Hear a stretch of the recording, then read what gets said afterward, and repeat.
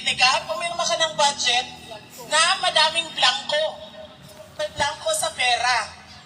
Hindi blank check ang budget. Kailangan nakasabi dyan kung saan gagamitin at magkano. Ibig sabihin, hindi mo pinasa ang budget. Labag sa batas yun. Kahit man, ang mga blanco sa budget, labag din sa konstitusyon yun. Anong ginawa nila? Kinuha nila, sabi nila, ICC. Ito na, may kaso na kayo, ihahatid namin sa inyo. Walang problema. Illegal lang pagkuha sa kanya dito sa Pilipinas. Wala namang maghahabol sa amin dito. Kami ang pinaka makapangyarihan dito. At yan silang lahat, wala. Yan sila. Wala silang boses, wala silang magagawa kung ano ang gusto naming mangyari.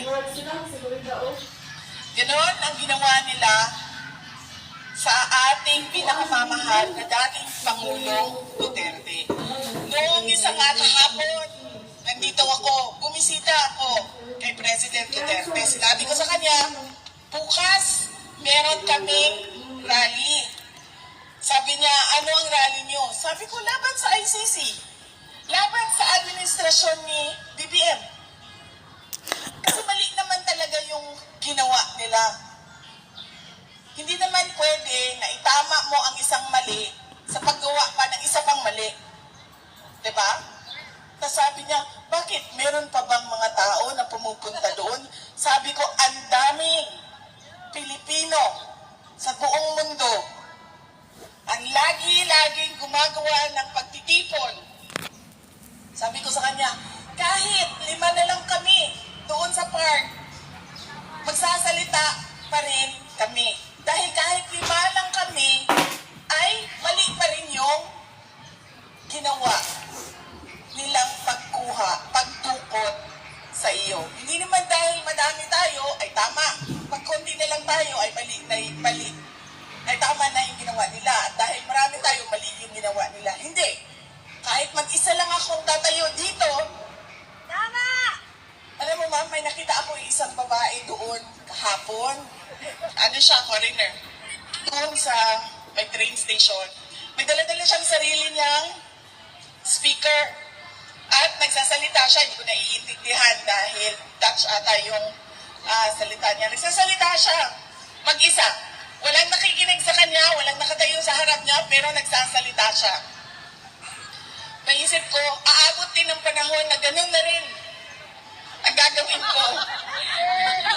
Kahit mag-isa ako, magsasabi ako sa ICC, mali ang ginawa ninyo at pinagpipilitan nila ang mali na ginagawa nila dahil dinidikdik nila sa ating lahat ang kanilang mga paniwala.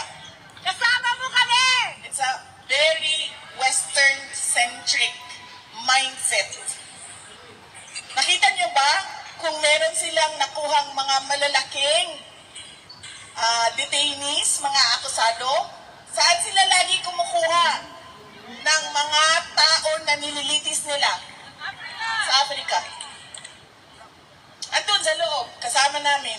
Hindi ko lang sila makausap dahil French ang kanilang pananalita.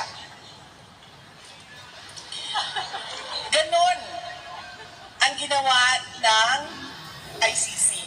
Ngayon, dahil alam nilang dalawa, alam ng ICC, alam ng administrasyon ni BBM na wala kahit isang ebidensya, ay gumagawa na sila ng ebidensya. Lahat ng namatay, war on drugs. Lahat ng buto, war on drugs.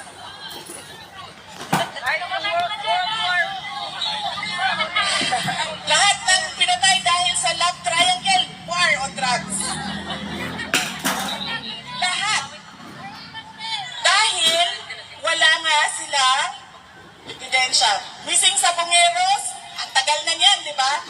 2025 na. Pagpasok nung termino namin, 2022, nandyan na yung missing sa Bungeros. Pero bakit ngayon nyo lang hinahanap sila. Nako. Diba? Kasi walang buto. Kailangan natin ng buto. Hanapin natin ang Nako, yan. missing sa Bungeros. Mga biktima ng war on drugs. At anong ginawa nila? Noon, sabi nila, mag-iimbestiga ang Pilipinas. Bubuksan natin ang EJK Task Force na mag-iimbestiga. Nung wala talaga silang makita, wala silang mahanap, ano sabi nila? Ay, wala na. Sinunog na lahat ng ebidensya. Nawala na lahat ng ebidensya. Sinunog na. Nag-investiga na nga noong 2012, di ba? Sa panahon ni dating Justice Secretary Laila De Lima. May dala-dala pa siyang bungo noon. Kung maalala niyo, di ba? Tama! May dala siyang buto. Tapos, buto pala ata ng baka yon kasi lechona ng baka yung... Magpulano! Yung...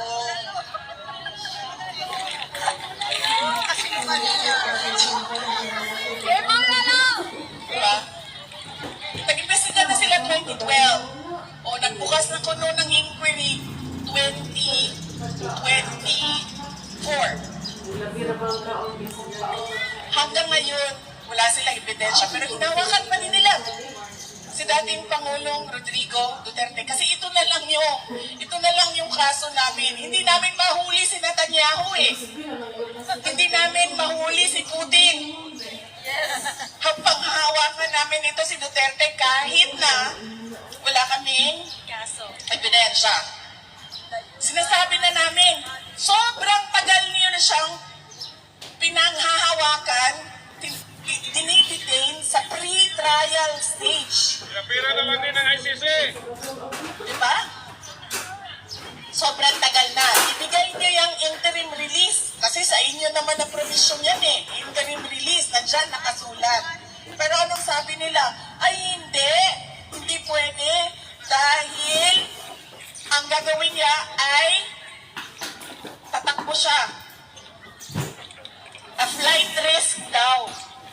Paano naging flight risk yan? Nahirapan na nga yan umakyat ng eroplano. Paano mo itakbo yan? Na pag sinabi mo, oh tara na, back up na, nandyan na sila, huhulihin tayo, hindi nga siya makalakad ng maayos. Naka-live na, naka-video call. At saka wala siyang ibang gustong puntahan, kundi umuwi sa Davao City. Kasi mga banga! Sinasabi niya, yung mga supporters, oh